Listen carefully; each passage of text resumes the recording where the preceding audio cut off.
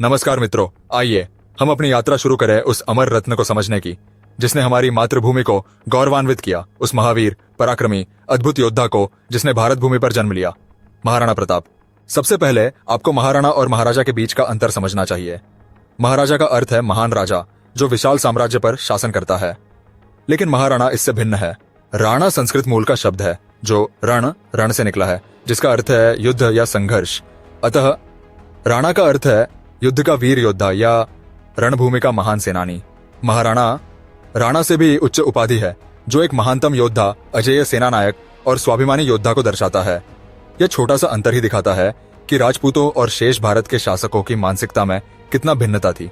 महाराणा प्रताप ऐसे ही महान विचारधारा में जन्मे थे। उनका जन्म 9 मई 1540 को राजस्थान के कुंभलगढ़ में हुआ था। उनके पिता महाराणा उदय सिंह थे और माता महारानी जयवंता बाई थी।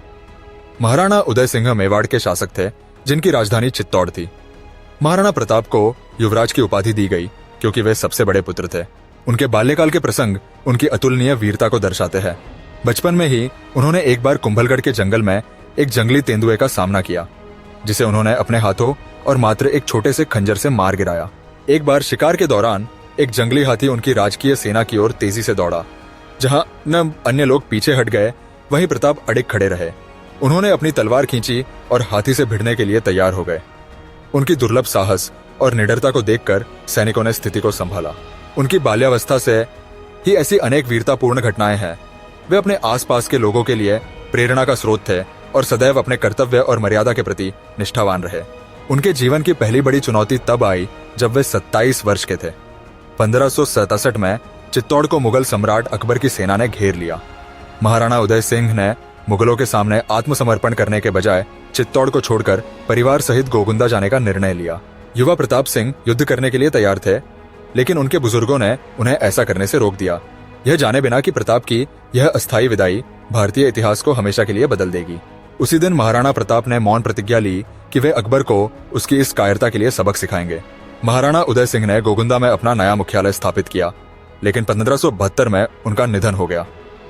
आश्चर्यजनक रूप से उन्होंने अपने ज्येष्ठ पुत्र महाराणा प्रताप को सिंहासन देने के बजाय अपने छोटे पुत्र जगमल को उत्तराधिकारी घोषित कर दिया।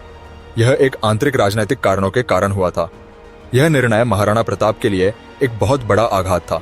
इसके बावजूद राजपूत परंपरा के अनुसार जब राजा की अंत्येष्टि यात्रा निकलती है, तब युवराज को राज्य में रहकर शासन की बागडोर संभालनी होती है।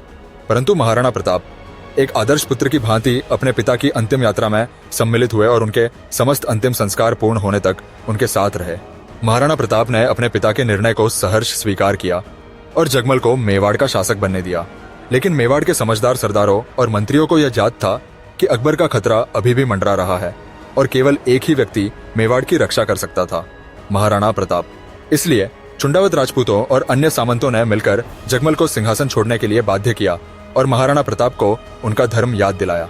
अंततः 1572 में उन्हें विधिवत मेवाड़ का महाराणा घोषित किया गया। उसके बाद क्रोधित जगमल ने मुगलों की शरण ली। दूसरी ओर अकबर अपनी साम्राज्य विस्तार नीति को तीव्र गति से बढ़ा रहा था। वह हर राज्य को संधि प्रस्ताव भेज रहा था, जिसमें या तो मुगलों की अधीनता स्वीकार करने या फिर भीषण युद्ध का सामना करने की चेतावनी थी। राजस्थान के कई राजाओं ने इस प्रस्ताव को स्वीकार कर लिया और अकबर के अधीन हो गए। सबसे पहले जयपुर, मारवाड़, बीकानेर और बूंदी के राजाओं ने अकबर की संधि स्वीकार की। इस तरह अधिकांश राजपूत राजा अकबर के सहयोगी बन गए और उसकी सेना में शामिल हो गए। फिर वर्ष 1572 में अकबर ने महाराणा प्रताप को भी एक संधि प्रस्ताव भेजा। यह क्षण अकबर और महाराणा प्रताप दोनों के जीवन का सबसे बड़ा मोड़ था। इस ऐतिहासिक घटना के आगे क्या हुआ, जानने के लिए मेरे चैनल को सब्सक्राइब करें और बेल आइकन दबाएं ताकि आपको अगले भाग की सूचना मिल सके।